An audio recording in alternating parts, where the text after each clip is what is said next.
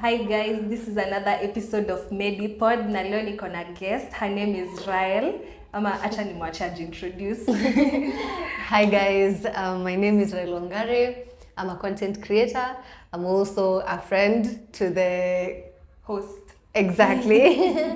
So yeah, I'm excited to be here and I believe conversation and quite dope. Very, very dope. So leo tunataka kudiscuss AIs na our fears regarding AIs. Like literally in about our fears regarding AIs. So to dive into the topic, tutaanza na maybe explain like vile AI ina work ama like vile ili creatiwa. Yeah. So maybe from your understanding like AI ina work aje exactly? From my understanding, and that is the understanding of a layman person. From a layman's understanding, like for me AI ni technology yenye like it does shit for me. How? Inanisaidia kufanya kazi. So yeah, in terms of technology, so like editing, in terms of information, yeah, so for me ukiniambia AI, that's what comes to mind. Me personally na feel ni kama AI ni chenye inanisaidia kufikiri. Exactly. Literally kila time niko tu chatgpt like hey nini. Anyway, so basically vile AI na work ni ati during creation time ya AI kulikuwa na a lot of data collected and fed to the AI. Then like sahi ukiuliza AI maybe a question ama anything to we prompt ina review the data yenye ilikuwa fed and then inakupea like response through the data yenye ilikuwa fed basically. Na sasa like wanaendelea kuifeed that data ama is it something? Hiyo nayo siko sure but nimewauliza chatgpt akaniambia like alikuwa fed data up to a certain period of time. I think ilikuwa 3 years ago. So like data yenye anatupea answers nayo ni from hiyo time yenye alikuwa fed. Sai siko sure kama bado inakuwa fed but I doubt. Siko so sure about it. Kuna hii ingine kuna unajua ChatGPT kuna the free version, the one that I use. And then kuna the other version yenye I hear I've not gotten to purchase it yet but nasikia like the data is updated to now like regularly. to like saidi nasikianga iko like updated like for instance nikitaka kufanya story because that's what I normally do it. Sasa nikitaka kufanya like story ya jana nikienda kwa search nitaipata. Utapata like the information like iko updated with the time. But basically like ukisema like inakuwa fed data simaanishi like ati inakuwa fed like news ya chenye ina happen exactly. Ni more like ilikuwa fed data long ago. So okay, sijui vile naweza explain your part according to vile ChatGPT yenyewe iliniambia. But iliniambia like ilipewa a lot of data before ikuwe launched na hiyo ndio inatumia. Okay. So I'm going to discuss maybe a few advantages za AI before to dive into the disadvantages za AI. So already tushasema inatusaidia kufikiri. Then hapo kwanza inakusaidia kwa kuedit. Tunaweza pia sema inasaidia kuibia exams. Let it be noted that mimi nilisha graduate so mtaseme nilitumia ChatGPT haiko ile exist your time. Una feelingi ni kama kutumia ChatGPT ni vibaya? For instance, kuna ile time yenye we had the president giving a speech and then watu wakasema that hiyo speech ni from ChatGPT.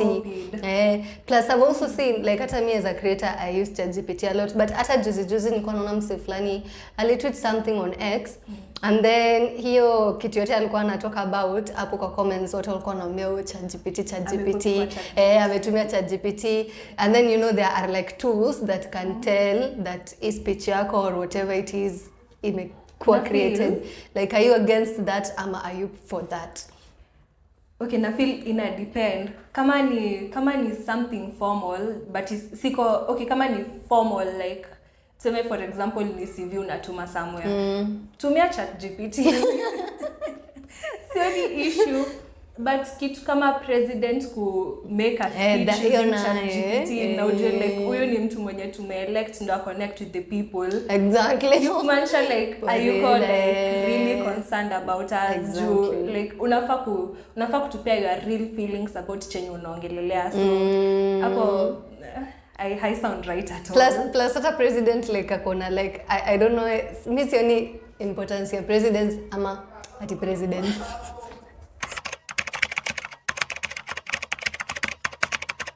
Like president akona workers, like akona watu wa communications and what not. So at the end of the day mbona tumie ChatGPT. Okay, by the way, Bidha kona an entire team. Yes, akona an entire team, ya PR, communications and what not. So like why are you using? But anyway, so that's one of the advantages of ChatGPT though. Anyway, sir, on a serious note, niliuliza ChatGPT some of the advantages za ChatGPT. Na hii ndio chenye aliniambia ChatGPT na si ChatGPT, AI ina save time, iko efficient, ina support decision making, ina save cost na ina enhance learning, of which zote ni ukweli of course, si ndio? Yeah, zote ni ukweli. Una disagree? Me hata I'm not ebungoja yenye nimesikia ni enhanced learning, of which mi naweza agree nayo cause mi niko 50-50 about it. Ebu kwanza we agree? Acha mi ni agree. So mi na agree na in terms of like you see say like juzi nilikuwa na bake cake and for the recipe nilienda tu nikamwambia ChatGPT ChatGPT ni savior. Nikamwambia ChatGPT like I have this and this and this, give me a recipe. So sikanipea recipe. So from then onwards I can say that now I can bake a cake. The same with when I'm like doing something like editing, like instead of kwenda TikTok kuangalia tutorial, kwenda YouTube kuangalia tutorial, naambianga tu ChatGPT inipe venye hiyo kitu inafanywa, like the steps in it, and then if at all I need tutorials itaniletea tu hapo links. So at the end of the day my learning is like, way much easier. You need learning really ama una follow to your procedure. So unajua it's learning, like, utaiweka kwa akili ama utakuwa so dependent on the AI. No, I feel like the next time unataka kubake utaifungua bado unini. I feel like kama ni kitu skill wise, like itakuwa inborn, because once nimesha learn, like I've learned a lot of editing by ChatGPT. So like once nisha learn hivi ndio inafanyangwa, then that's how I'll be doing it. Inawekwa kwa akili. But if it's theory, now that's a whole different case. Okay, so recently on TikTok, bado tu kwa hiyo point ya learning, on TikTok niliona this guy alikuwa anasema like kuna certain schools zenye zimekuwa open and your teachers ni AI, like unaleta your kid anafunza na AI. So ilikuwa like a bit controversial, like people were saying that ukifunza a kid with AI ni kumaanisha like kuna a point of like hakuna any point of inspiration to the kid, because like kila kitu ni technical, hakuna like always look up to anyone. Exactly. Do like how party like some emotional connection to your teacher. For real. Unaona like so like basically to una add knowledge but ni more like intelligence pekee, hakuna point of emotional connection with whatever you are learning. Plus of which siko sure kama ni wrong really, like you ni a bad thing. Like I go 50-50 about it. Unajua, that's the thing with AI, like there's two sides of the coin. There's the advantages and disadvantages. But I do agree with our, because honestly, you see when a teacher is teaching you, mwalimu wako hapo na wewe, like hata anaweza understand like you are a slow learner or something, akupeleke pole. You see AI won't ChatGPT itaelewa. Kazi yake tu ni kurudia as many times as you want, but haita notice ni wapi exactly inakulemea, and even try to break it down for you in a way that your mind, because unajua ChatGPT ina human to human interaction, like at the end of the day it's just that AI. Okay, you ni so interesting. Like na try kuelewa kama human to human interaction in schools ni necessary, like mimi na feel ni necessary, because si hata wewe ukiwa shule ulikuwa na like mwalimu alikuwa your favorite, and then unapata like hata subjects yake unapass, like even teachers will come to class and sometimes they'll not teach you, they'll just give you inspiration, give you knowledge. beyond kenye mnasoma hapo hapo. Kusema ni maybe bado ukilearn like na AI pekee bado vitu zinaweza work. Ni ati ni different from chenye whole experience like chenye ni ati ni different but bado ni effective. Ama Miss sijui kama iko effective because you see at the end of the day it's such a like mimi naangalia ni watoto like see like ni must kwenye hiyo emotional connection. Si hiyo wanaweza pata kwa wazazi. Kama wazazi wako kama wazazi wako. But sasa okay, hiyo inanileta sawa kwa my next point ya disadvantages. Kukiwa na more AI schools like shule yenye tu inakuwa maybe ran by AIs, ni kumaanisha like kutakuwa na a lot of people wenye sasa hawana jobs kwa sababu teachers wanaenda and the way kwanza shule za education zinakonga alafu our students tunawafunza wakwe nini. See other by the way unless when the shule kutumia AI. Literally like because AI might actually like AI is taking a lot of jobs from so many people, so like in that case then kutakuwa na so many teachers wenye wamekuwa displaced from employment. Just unaona kama unataka ku displace your editor. No. Ukianza ku edit na AI, editor wako atakulia wapi? Wallahi, but I still feel like you still need, I don't know, because AI still can't do everything that I want it to do. For now. For now. Like 5 years from now itakuwa wapi? Enye itakuwa advanced because ina come so fast. Na feel ile kabisa kutakuwa na serious lack of jobs. I mean, hapo sasa ndio unachagua unakuwa side.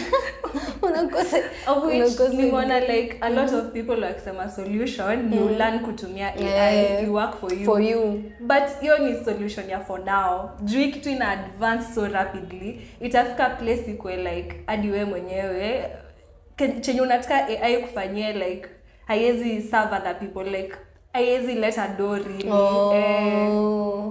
Ama okay, me looking at it. Okay, first of all, unajua mimi I'm pro AI. Yay. So question iko happy to be honest. Niko tu in the border like because me feel like as a person like I also feel it will help a lot of people.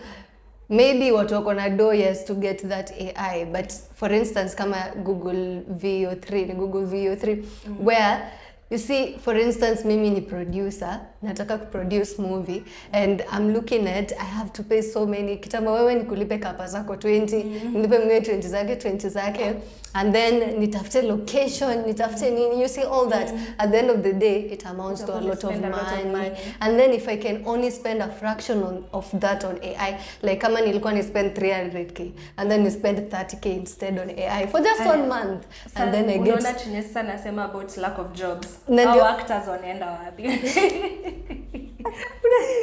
Kuna mtu unamnyima 20k unapea machine sasa. Well, hapo sasa ndio disadvantage. Hapo na get a lot of people will actually be misplaced from like say vitu ziko 50-50 like hawezi support entirely na bado huwezi kuwa against entirely. Because if I was the actor like obviously ningefeel enyewe nimekuwa put out like ningekuwa mimi actor ningekuwa na feel AI hapana. Mimi ningekuwa against it. Wallahi unakama je kututoa jo. Say if I was an actor mimi sasa ningekuwa na protest against AI. Say really anyway pia kuna but sasa what can be the solution like unless they regulate it ama mimi sijui what, because AI is really coming in fast in that I'm feeling like unless umejipanga uko inside ya watu wenye like you'll benefit first and from it inaweza kusaidia. But I still feel you know AI haiwezi fanya like theater and stuff. So like haiwezi fanya everything an actor can do. So like bado we will still say in this time and age ni watu wangapi wanaendanga theater kuwatch? Watu huenda theater. Sikatai but hawezi compare na kitambo. Like bado kuna watu wana prefer to watch kwa screen. Kwa simu. So okay, mimi naona like situation tu ni tricky. So kwa disadvantages kuna hiyo job loss, ndio? Kuna hizi ni zenye chatgpt linipea, kuna lack of true understanding, like kuna times zenye AI haikuelewi really, like for real. Uliza kitu but iko ni kama like I get exactly. For real. Then kuna ini another one yenye bado chatgpt linipea, ilisema privacy and surveillance risks. Nikaona hapo chini imeandika ati AI often relies on personal data. So like ni kumaanisha AI inaweza access your personal data. That's a concern. Hiyo ni risky because then it means that inaweza breach privacy yangu and all that. That's way so risky.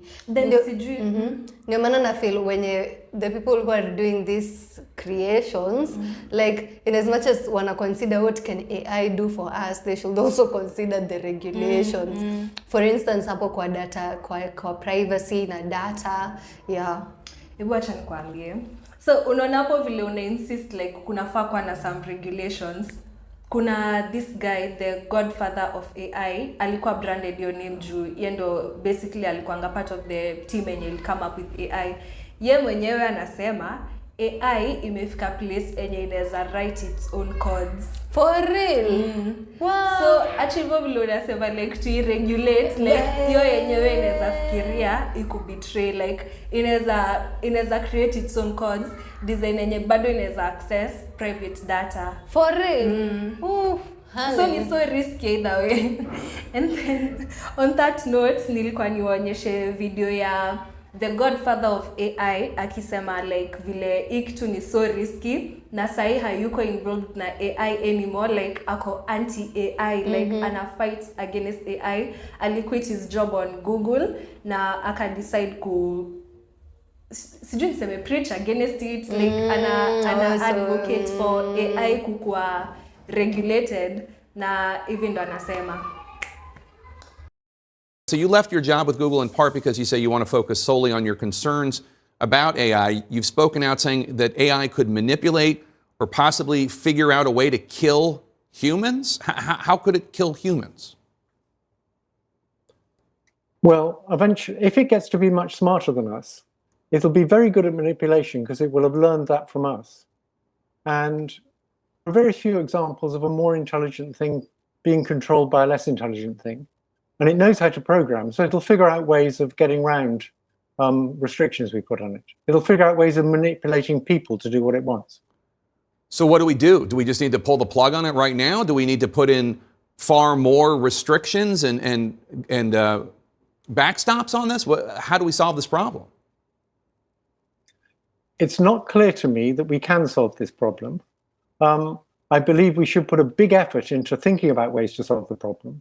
I don't have a solution at present. I just want people to be aware that this is a really serious problem and we need to be thinking about it very hard. I don't think we can stop the progress. I didn't sign the petition saying we should stop working on AI because if people in America stopped, people in China wouldn't. It's very hard to verify whether people are doing it. So yeah, huyo ni the godfather of AI. Like hiyo ni basically a name yenye alipewa. So anasema like hii kitu is so risky to a point that inaweza overtake like yenyewe inaweza write its own codes na inaweza kuwa like sijui niseme inaweza kuwa more intelligent than the humans ama hapo kwa more intelligent than the humans. kama inaweza write its own codes. Wallahi, for real. That makes me think of the movies na cartoons zenye tumegrow up tukiwatch of such things happening. So like there's a lot of possibilities with AI. Na feel either it make the world better or it make the world worse, but yeah, there's a lot of possibilities with it. We still don't know. Uko scared? Kama like the person mwenye ali create, like alikuwa part of the creation team, anasema like AI ni like chenye ali create ni inaweza kuwa compared to an atomic bomb. For real? Like hiyo ni kumaanisha like yeye mwenyewe like ali kumaanisha like hii kitu for real ni serious. Na isipokuwa regulated inaweza kuwa like out of control. And you know, to have the one who created it, like the mastermind behind it, giving us that information, and you know, it forces you to come back and say, hey, inapea some And then kulikuwa pia na another video of Obama akisema like hii kitu pia ni risky, like Obama pia mwenyewe amekama akasema like hii kitu it's a bit risky. Acha nionyeshe the video. And what is your worst nightmare situation if it's not regulated AI?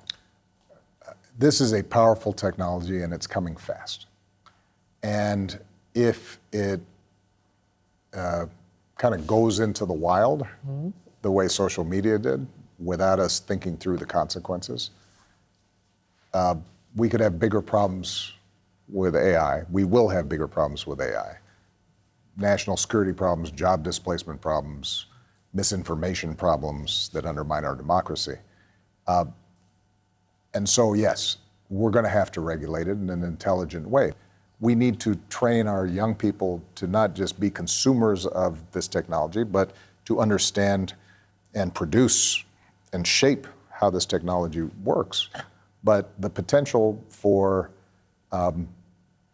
people who are in jobs that can be done remotely to be replaced entirely by machines, I think that is something that's going to happen fairly quickly. And that means that we've got to work more creatively around the sorts of things that machines can't do. So huyo ni Obama anasema like hii kitu inaweza kuwa a bit risky na inahitaji regulations. But me swali yenye tu niko nayo ni like inaweza kuwa regulated kweli, like if at all ni kweli ina write its own codes, inaweza kuwa regulated.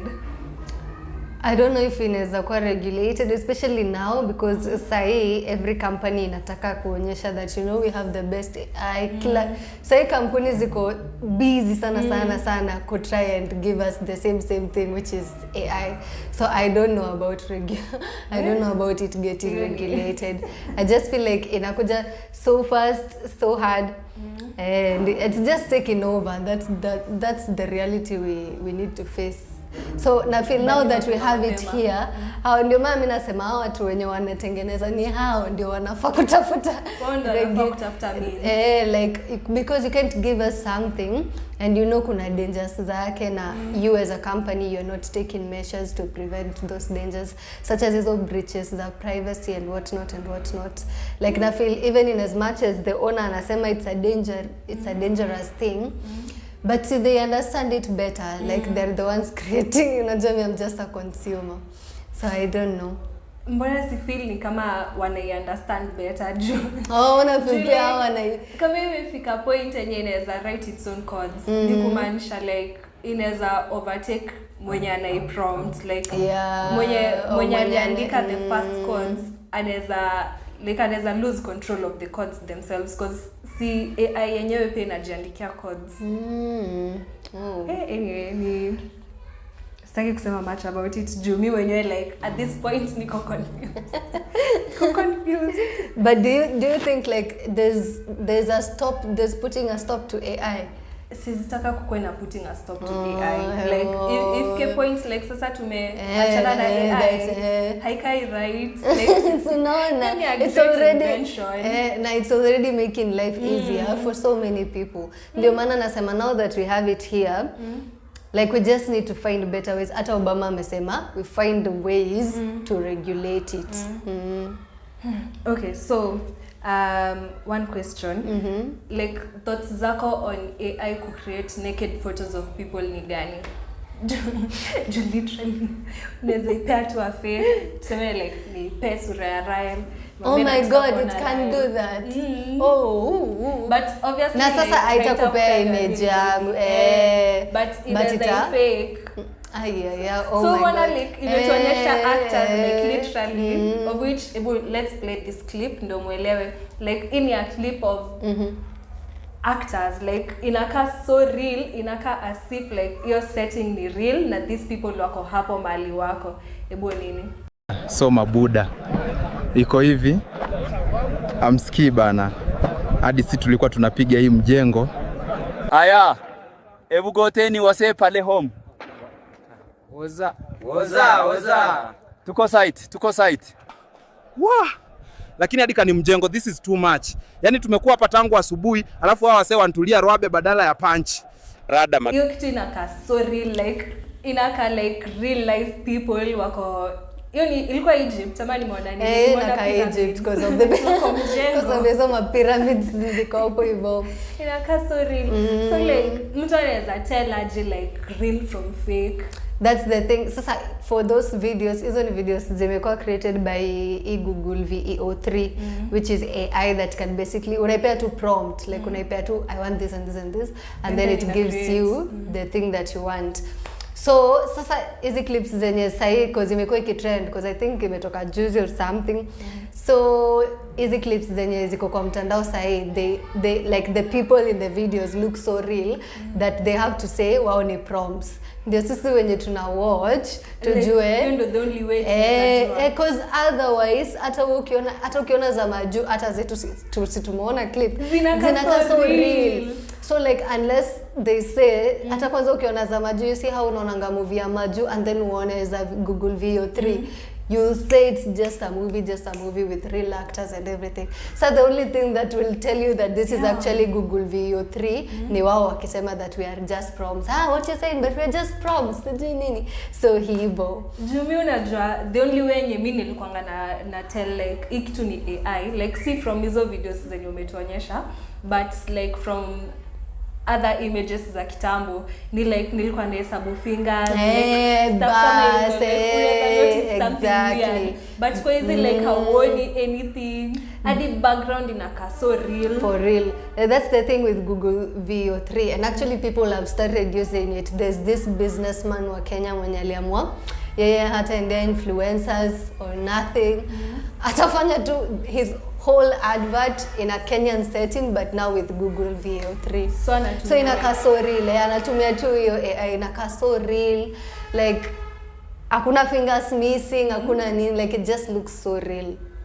Okay, nice. Damn. So the TikTokers soon watakuwa replaced by AIs like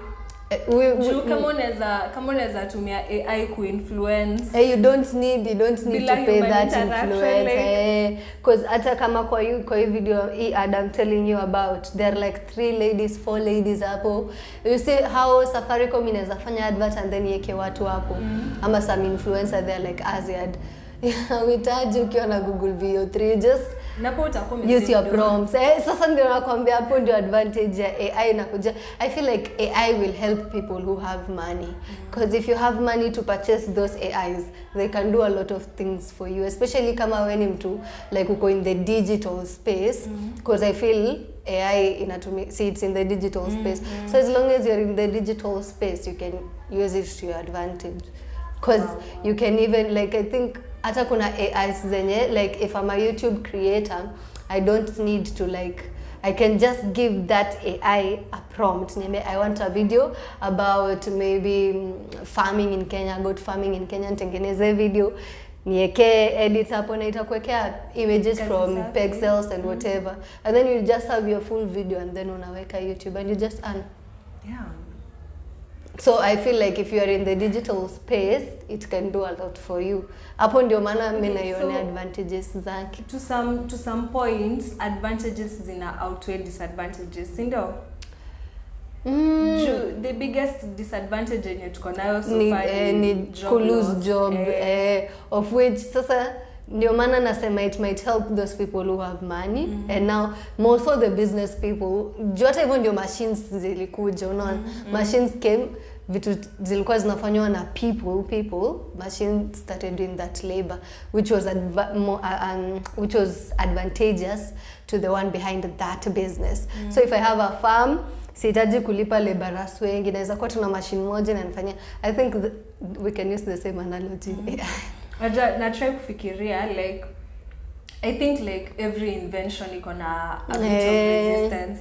So na try kufikiria like time yenye cell phones zili come up exactly like watu walikuwa like sasa watu wa mails Bana, so no, that's why hata mimi nasema ndio maana I'm pro AI, like let's just if you can embrace it and use it to your advantage, it can peleka you mbele ama help you, because I imagine atunge wenye walibaki kwa Motorola. Nimeona pia a certain comment mtu akisema ati time yenye calculators zilikampia mlicomplain. Because you see, because it's a new thing. Whenever a new thing comes, we have to adjust, we have to embrace the change. It's a new thing, so of course kutakuwa na some resistance. Plus I don't feel like AI will take jobs from humans, because sometimes I don't know, like maybe tutawatch hizi movies za Google VO3 and people will be like, I want to gentolea emotion vizuri, like the same way. You don't think, you think inaweza let zenye umetuonyesha, like ujue first of all si ati ni AI inajicontrol, like si no like ni mimi na prompt, so inaweza fake emotion. Tuseme kama like unaona like how actors from hizo videos zenye umetuonyesha wanakaa happy.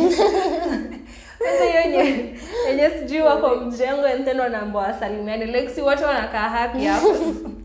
Kama anaweza fake happiness, anaweza fake pia ni. But don't you feel like stuff like that? Like when it comes to art, it's like ni sijui because hata AI but hauwezi tell ni AI, so unaweza connect na the AI juu how tell for real, like for hizo real, videos zinakaa so real for real. Okay, like videos ziko zinaandikwa hapo chini, this is AI.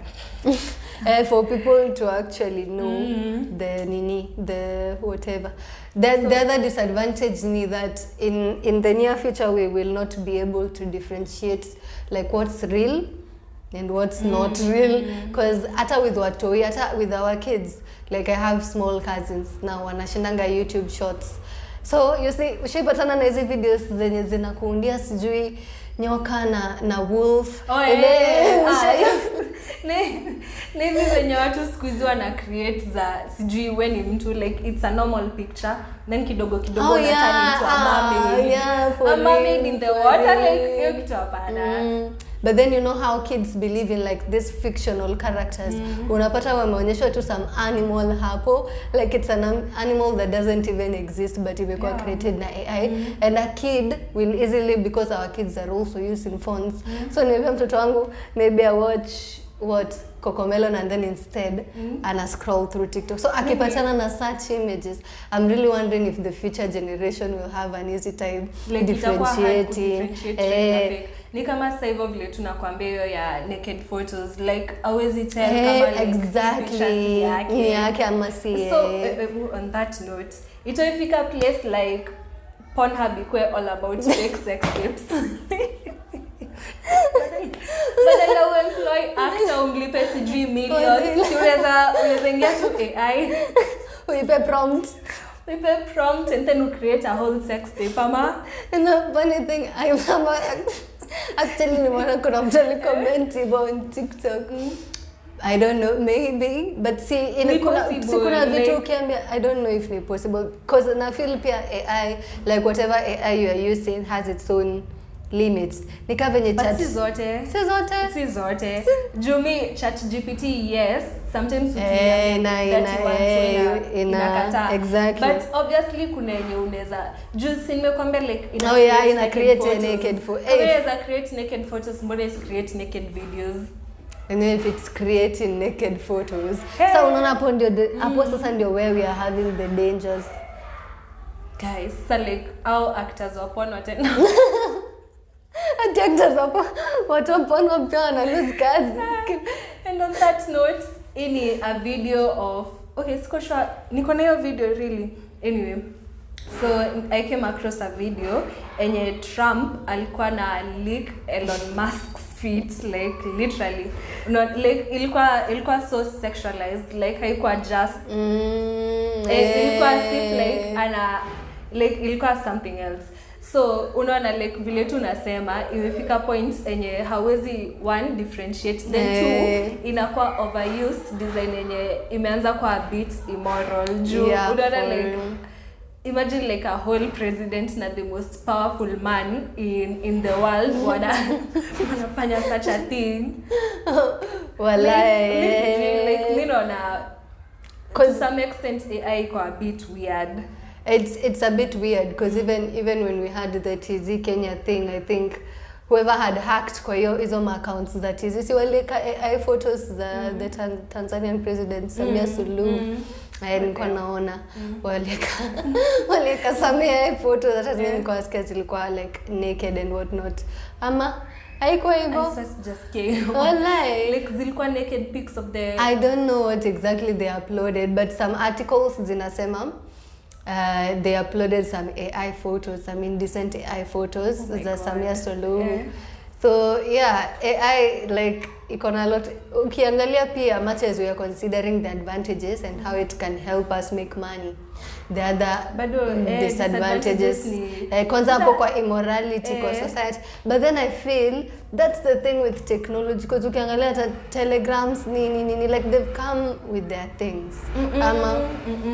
Unaona sasa telegram hizo ni real videos like so only record only record in different like unaweza kwa a very decent person, but like, you find tunaweza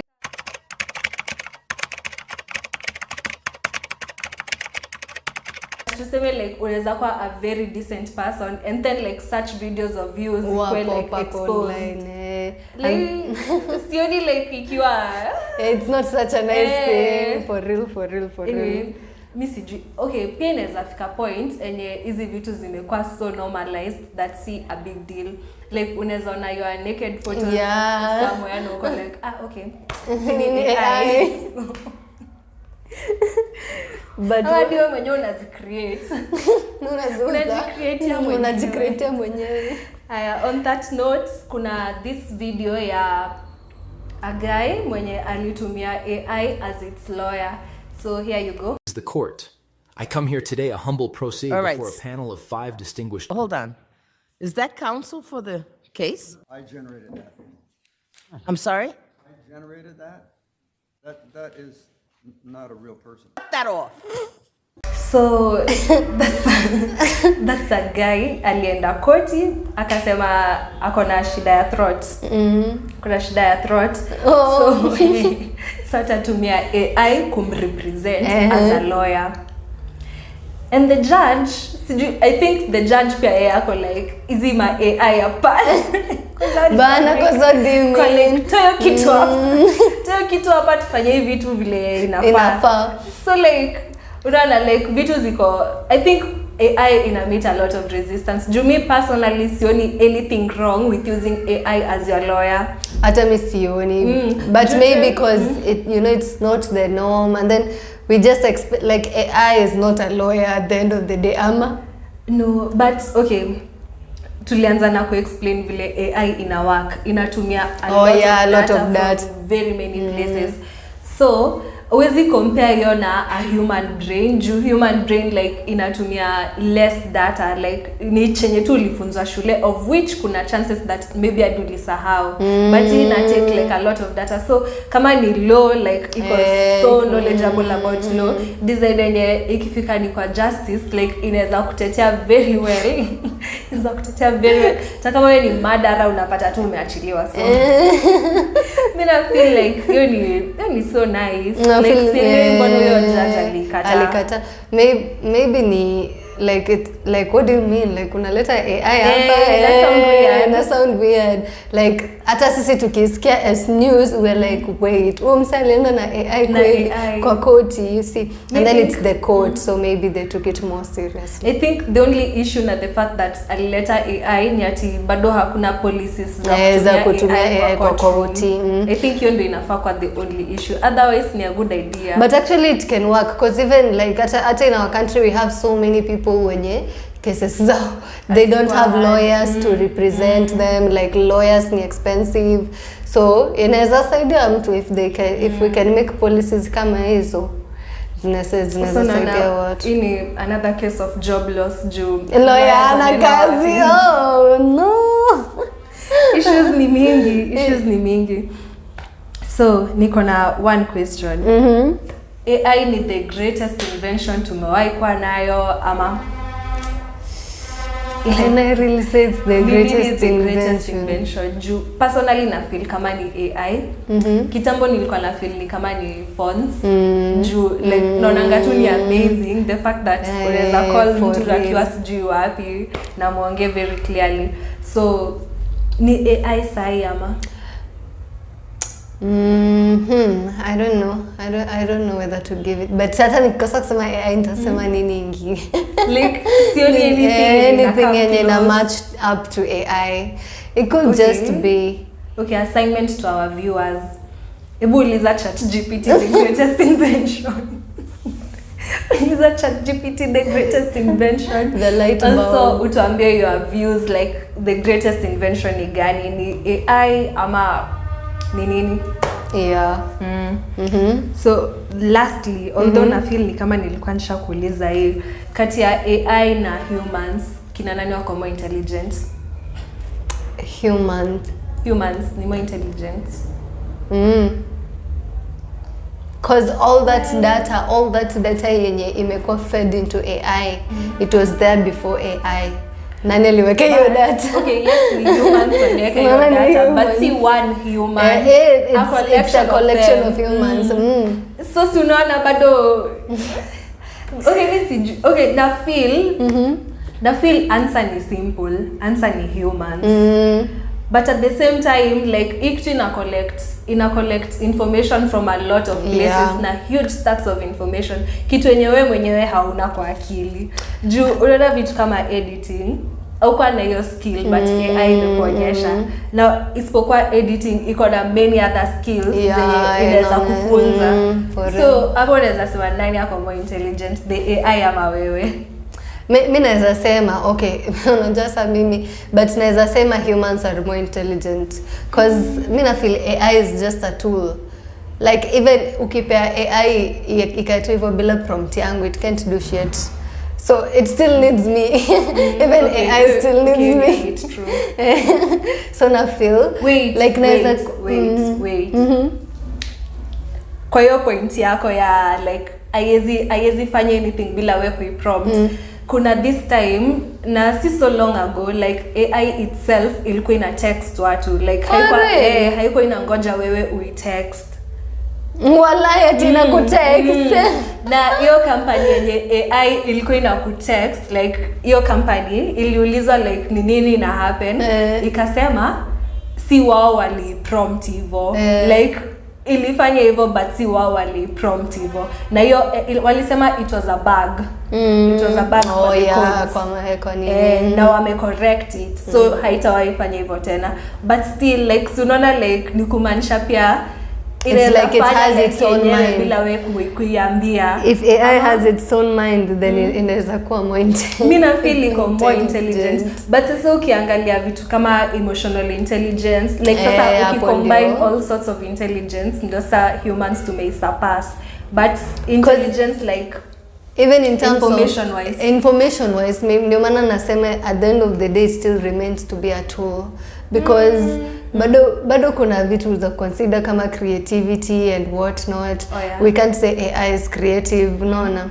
So but information wise nayo more intelligent, because it has a lot of information. Combine vitu ni humans, you know, combine vitu ni humans, but when it comes to information now AI obviously na beat mimi. That's why I still need chatgpt. We can say that. So last but not least, the last question. AI itawai rule the world. Niliona on TikTok watu wako like ati squeezy nikiuliza AI swali na maliza na kuiambia thank you, that was a good response. Ndio ita rule the world, niko on the safer side. So you kumaanisha like itawai rule the world ama bado humans tuko in control? I don't think it away. I don't know though. Let me say I don't know. But sidhani sijui. Acha tuniseme sijui. But na feel inaweza tumika as a weapon, like cause hata umenikumbusha nilikuwa tunaona news article nyingine hapa. Yeah, sijui, I don't know. Ngoja ulikuwa unataka kusema nini? Nimekucut short. Hebu kwanza endelea nisikie. But kuna this article nilikuwa naona ya sijui some terrorists ama ni wapi kwa walikuwa wameenda kubomb some place and then some clinic huko majuu sijui wapi, and then they used AI to give them the formula to create a bomb. Wow. So actually that's the other concerns about AI because ya mambo na security, because if AI, si tunasema iko na a lot of knowledge, so it has that chemistry knowledge.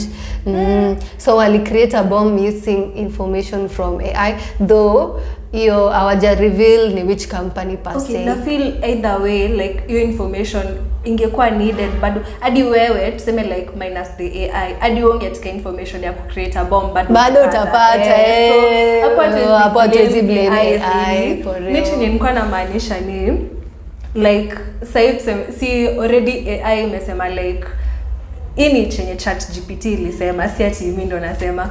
ChatGPT imeniambia like kuna personal data yenye inakuwa accessed by AI. So if at all ni ukweli inaweza access our personal data, ni kumaanisha like maybe a more powerful country yenye ina target Kenya inaweza access our data na bado like inaweza tumia your data kutu attack nayo. Unaelewa like ama mimi na feel like okay, so unaona like kama for example vile stuff kama NATO ni NATO vile zi work through spy, zina collect data using humans. Na sasa kama AI already kona data zetu, si kumaanisha ina make it easier for like other countries kutu target ama but see, unless okay, maybe kama wako na access to all that data, of which ushasema AI ikona your access. So yeah, I don't know. I feel like atko really safe with AI, but at the same time, okay, me sijui to be honest, like na feel ni a bit risky. Like if at all tunaweza fika to a point of having a war between countries, like AI inaweza come in hand. It can be a tool that can be used. Anyway, share your thoughts. Unaona venye maybe ni venye wanasemanga, you see how in cartoons kuna kwanga na that one thing yenye iki fall in the wrong hands or in the movies when you have that one thing yenye iki fall in the wrong hands, everything goes wrong. I feel like AI is that thing. Inaweza maybe iki fall into, because iki fall into hands maybe mtu anataka like it matters who's using it at the end of the day. Juu ina follow like cause ina follow chenye una prompt ndio ina follow. So what if we pay the wrong prompt? Ni kumaanisha like inaweza kuwa so dangerous. Anyway, inaweza kuwa so dangerous. But about AI taking over, I can't imagine that world.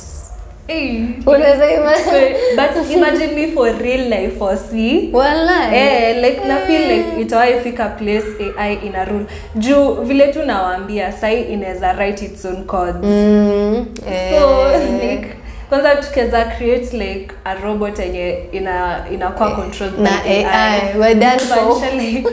Inaweza jandikia codes zenyewe ya mwetu kwa attack. Ama I make an army of robots and then na feel like kama sasa tuna live movies for like real tulikuwa tuna watch ndo our current reality. I actually got about to get worse.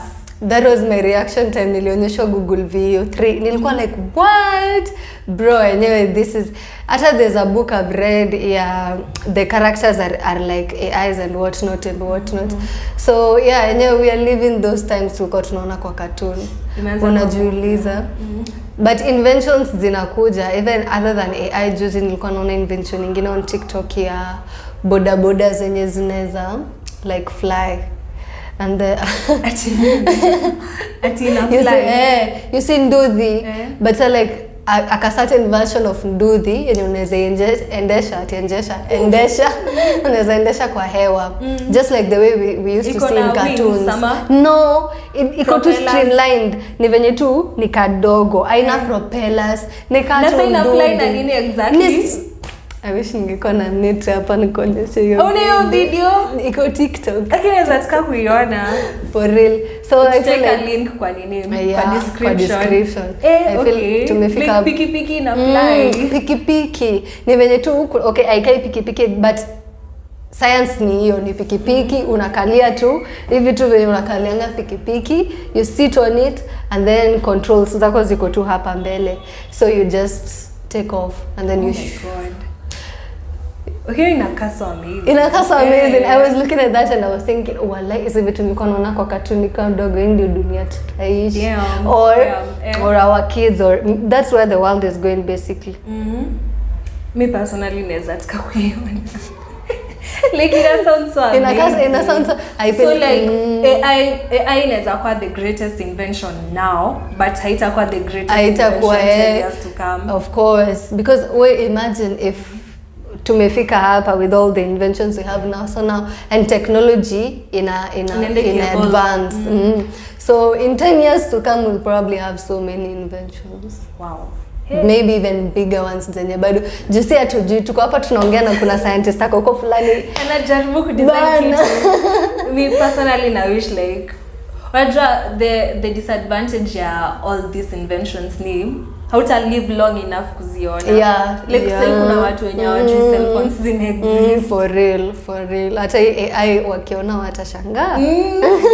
Ama imagine like 50 years from now, maybe your kid ama your grandchild ana watch hii video ako like, yani hao watu wanashtuka juu ya AI. What's that?